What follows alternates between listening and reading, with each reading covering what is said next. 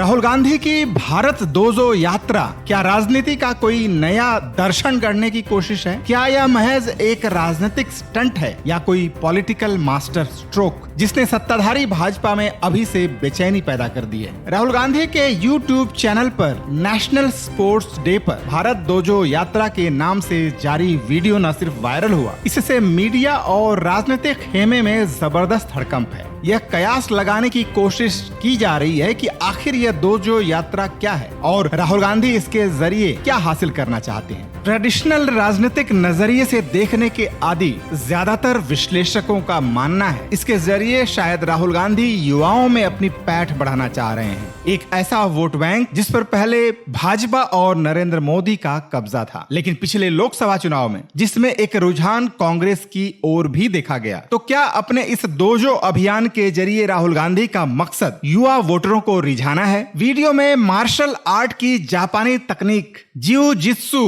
के दांवपेच के नमूने पेश किए गए हैं। क्या राहुल गांधी इसके जरिए भाजपा और नरेंद्र मोदी को किसी नए राजनीतिक पैंतरे में घेरना चाहते हैं, या फिर भारत जोड़ो यात्रा की तरह ही भारत जोड़ो यात्रा एक नई सोच है जिसका मकसद राजनीति और चुनावी नफे नुकसान से ऊपर देश को वैचारिक रूप से नई दिशा देना है?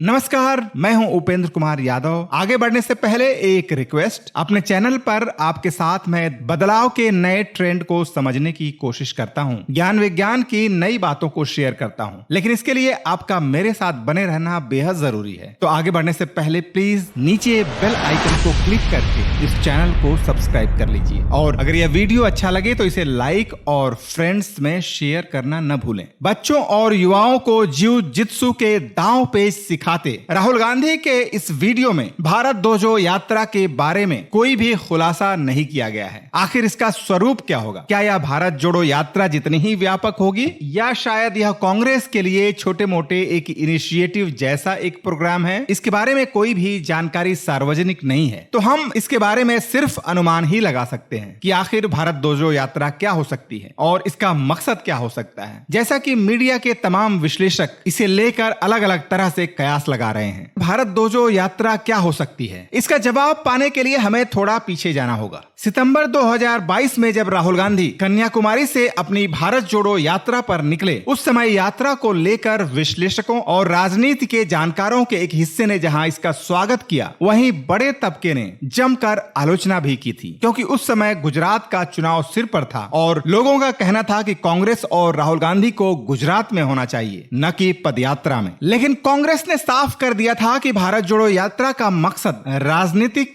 या चुनावी नहीं है। लेकिन उसके बाद भारत जोड़ो यात्रा ने कांग्रेस का नया इतिहास लिखना शुरू किया, और उसके साथ ही राहुल गांधी का भी। 2 साल पहले जिस कांग्रेस और राहुल गांधी को भाजपा और प्रधानमंत्री नरेंद्र मोदी के मुकाबले दूर दूर तक भी नहीं देखा जा सकता था, 2 साल बाद न सिर्फ भाजपा की लोकसभा में बहुमत खत्म हो गई, खुद प्रधानमंत्री बनारस में चुनाव हारते हारते बचे। क्या इस नई भारत जोड़ो यात्रा को हम उसी रूप में देख सकते हैं? क्या यह उसी तरह की कोई राजनीतिक कवायद है जिसका मकसद भाजपा की जमीन हिला देना है? जहां तक सवाल युवा वोटरों का है, 2014 के लोकसभा चुनाव के बाद से ही देश के नए वोटर और युवा वोटरों का रुझान भारतीय जनता पार्टी की तरफ बड़े पैमाने पर गया। युवाओं में प्रधानमंत्री नरेंद्र मोदी की लोकप्रियता लगातार बढ़ती चली गई। 2019 के चुनाव में भी नए वोटरों का बड़ा तबका भारतीय जनता पार्टी की तरफ ही गया था, और देश के राजनीतिक माहौल में यह स्थिति 2020-21 तक भी कायम रही थी। युवा वोटरों पर करीब करीब भारतीय जनता पार्टी का एक छत्र अधिकार देखा गया, लेकिन कोरोना से उबरते उबरते देश के युवाओं में बेरोजगारी की जो स्थिति देखी गई, उससे देश के युवाओं में भारतीय जनता पार्टी की चमक फीकी पड़ती गई, और उसी के साथ धीरे धीरे प्रधानमंत्री नरेंद्र मोदी की लोकप्रियता भी कमजोर होती देखी गई। इस बीच राहुल गांधी की 2 यात्राओं ने बड़े पैमाने पर युवाओं का ध्यान आर्थिक हालात पर खींचा, और इसी का नतीजा था कि लोकसभा चुनाव 2024 में युवाओं में भारतीय जनता पार्टी की तरफ से बड़े पैमाने पर उदासीनता देखी गई, और इसके साथ साथ उनमें कांग्रेस की तरफ बढ़ते हुए रुझान को भी देखा गया। क्या अपनी भारत जोड़ो यात्रा के जरिए राहुल गांधी उसी युवा समुदाय को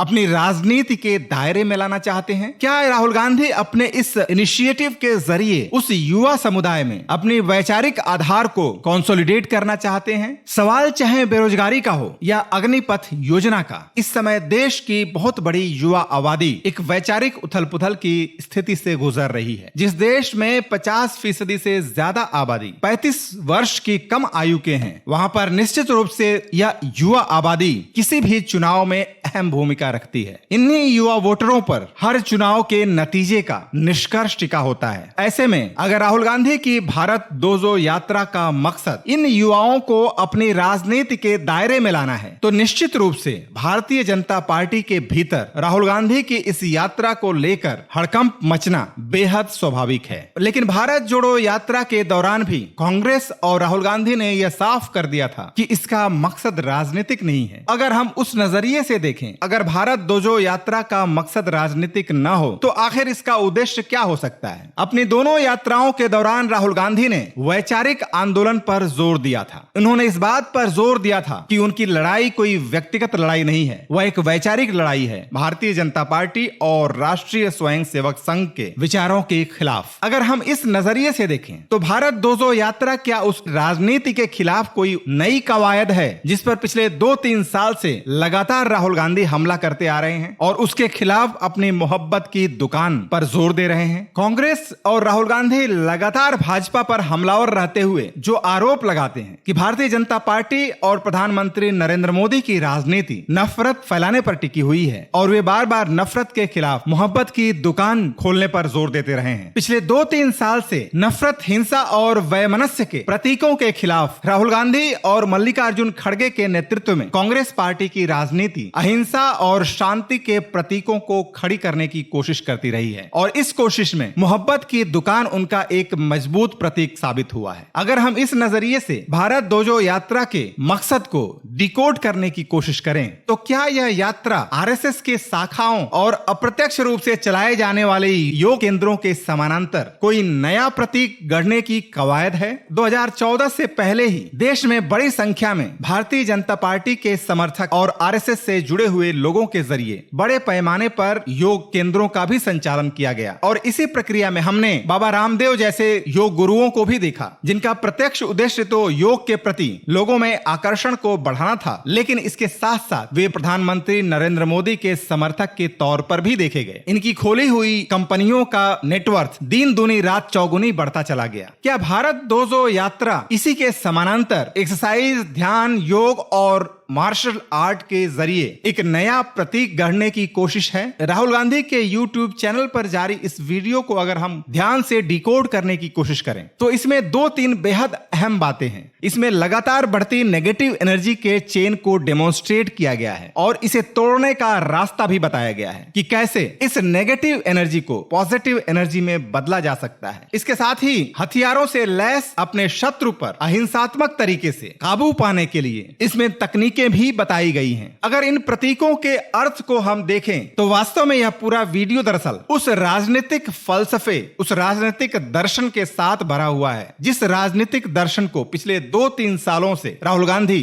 लोगों में फैलाने की कोशिश कर रहे हैं और इसी कोशिश में उन्होंने मोहब्बत की दुकान का प्रतीक गढ़ा। इस वीडियो में जिस जापानी मार्शल आर्ट पर जोर है वह जिउ जित्सु आखिर है क्या? जापानी भाषा में जिउ जित्सु, जिसे जुजुत्सु भी कहा जाता है, वह अहिंसात्मक और शांतिपूर्ण तरीके से अपने हथियारबंद प्रतिद्वंदी या शत्रु पर कब्जा करना है। इसमें किसी भी तरह के हथियार का इस्तेमाल नहीं होता, हाथों का इस्तेमाल किया जाता है और अपने शरीर को आत्मरक्षा के उपकरण के रूप में तैयार किया जाता है। संस्कृत शब्द युजुत्सु का अर्थ युद्ध और संघर्ष से जुड़ा हुआ है और ऐसा लगता है कि शायद एशिया में बुद्धिज्म ने जिन अहिंसात्मक मार्शल आर्ट की कलाओं का विकास किया उसके लिए यह जापानी शब्द जुजुत्सु दरअसल शायद संस्कृत से ही जापानी भाषा में गया होगा। बहरहाल इस मार्शल आर्ट के ओरिजिन में न जाकर हम इसके रूप की चर्चा करेंगे। जिउ जित्सु या जुजुत्सु में मार्शल आर्ट का अभ्यास करने वाला प्रतिद्वंदी के शारीरिक हरकतों, उसके शरीर और मन में होने वाले एनर्जी के फ्लो को अध्ययन करता है और उसके हमलावर रूप को डिकोड करके करके कैसे उस नेगेटिव एनर्जी को पॉजिटिव एनर्जी में बदला जा सकता है, उस दिशा में कोशिश करता है और शत्रु को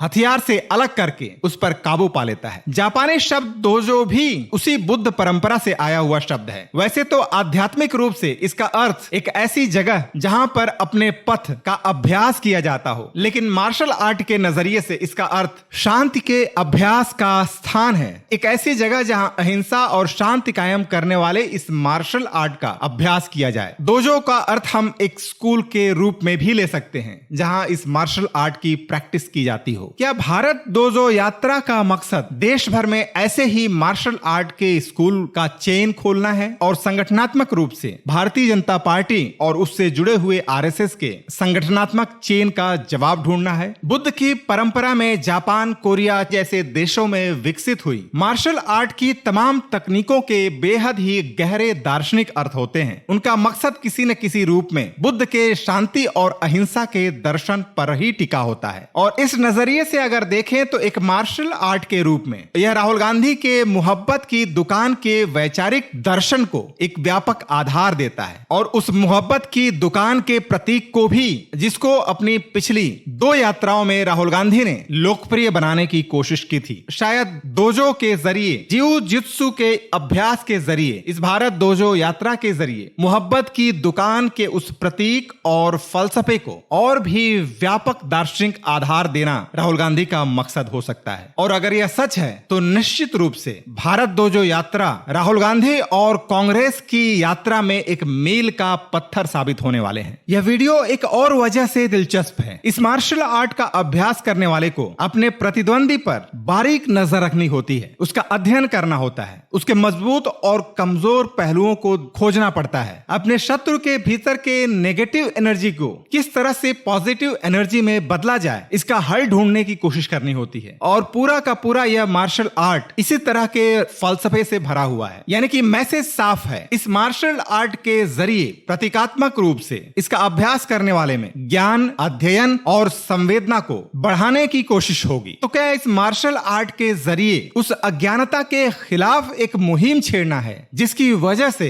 व्यक्ति में दूसरों के लिए हिंसा, नफरत की भावना पैदा होती है? इस भारत दोजो यात्रा के मकसद को अगर हमें डिकोड करना है तो हमें इसी तरह से इसके गहन राजनीतिक, दार्शनिक और प्रतीकात्मक मायनों के तलाश करने की कोशिश करनी होगी। क्योंकि हाल ही में सोशल मीडिया पर प्रकाशित भाजपा नेता स्मृति ईरानी के इंटरव्यू को अगर हम लें, जिसमें उन्होंने माना है कि भारतीय जनता पार्टी को राहुल गांधी की राजनीति को हल्के में नहीं लेना चाहिए। बहुत से विश्लेषक स्मृति ईरानी के इस बदले हुए सुर से अचानक हैरान हैं और उन्हें लगता है कि स्मृति ईरानी राहुल गांधी की तारीफ कर रही हैं, जबकि हकीकत इससे बिल्कुल उलट है। भारतीय जनता पार्टी और नरेंद्र मोदी ने कभी भी राहुल गांधी को हल्के में नहीं लिया था और इसी का नतीजा था कि राहुल गांधी के खिलाफ बड़े पैमाने पर सोशल मीडिया के जरिए पिछले कई सालों से लगातार मुहिम चलाई गई। इसलिए भारतीय जनता पार्टी ने कभी भी राहुल गांधी को हल्के में नहीं लिया था। आज स्मृति ईरानी ऐसा कह रही हैं तो इसका मकसद राहुल गांधी की तारीफ करना नहीं है। दरअसल वे अपनी उस खोई हुई जमीन को वापस तलाश करने और भारतीय जनता पार्टी में अपनी प्रासंगिकता ढूंढने की कोशिश कर रही हैं, जिसका सामना उन्हें जून में लोकसभा के चुनावी नतीजे आने के बाद करना पड़ा था। उस करारी हार के बाद सोशल मीडिया में शायद यह उनका पहला इंटरव्यू है, लेकिन इतना साफ है कि भारतीय जनता पार्टी को राहुल गांधी की भारत दोजो यात्रा को हल्के में बिल्कुल नहीं लेना चाहिए और न ही वह लेने जा रही है। इसके बावजूद कि अभी भी यह साफ नहीं है कि आखिर यह भारत दोजो यात्रा है क्या, लेकिन इतना जरूर है कि इसका स्वरूप चाहे जो भी हो, निश्चित रूप से इसके जरिए राहुल गांधी उस संघर्ष को आगे बढ़ाना चाह रहे हैं जो उन्होंने भारतीय जनता पार्टी के खिलाफ पिछले 2-3 साल से लगातार चला रखा है और जिसमें कुछ हद तक उन्हें पिछले लोकसभा चुनाव में कामयाबी भी हासिल हुई है। लेकिन अभी भी एक राजनीतिक पार्टी और संगठन के रूप में भारतीय जनता पार्टी इस देश में सबसे बड़ी पार्टी है। उसका संगठन भी उतना ही मजबूत है और शायद राहुल गांधी अपने इस इनिशिएटिव के जरिए भारतीय जनता पार्टी के इसी आधार का विकल्प ढूंढने की कोशिश कर रहे हैं। ऐसे में सबसे बड़ा सवाल यह देखना दिलचस्प होगा कि भारतीय जनता पार्टी के तरफ से इस विचार का आखिर क्या जवाब ढूंढा जाता है, क्योंकि इस तरह के दार्शनिक प्रतीकों की राजनीति में भारतीय जनता पार्टी और उससे जुड़े हुए आरएसएस को महारत हासिल है। प्रधानमंत्री नरेंद्र मोदी का राजनीतिक उत्थान भी ऐसे वैसे ही प्रतीकों को गढ़ने के जरिए अपनी जमीन मजबूत करने के जरिए हुआ है। तो निश्चित रूप से प्रतीकों की इस जमीन पर भारतीय जनता पार्टी और कांग्रेस के इस राजनीतिक मुकाबले को देखना अपने आप में बेहद दिलचस्प होने वाला है। इस पॉडकास्ट में इतना ही। इस वीडियो को लाइक और शेयर कीजिए, और अगर चैनल को अभी तक सब्सक्राइब नहीं किया है तो प्लीज नीचे बेल आइकन को क्लिक करके इसे सब्सक्राइब कीजिए, और देश दुनिया में बदलाव के नए ट्रेंड पर नजर रखने के लिए बने रहिए मेरे साथ। धन्यवाद।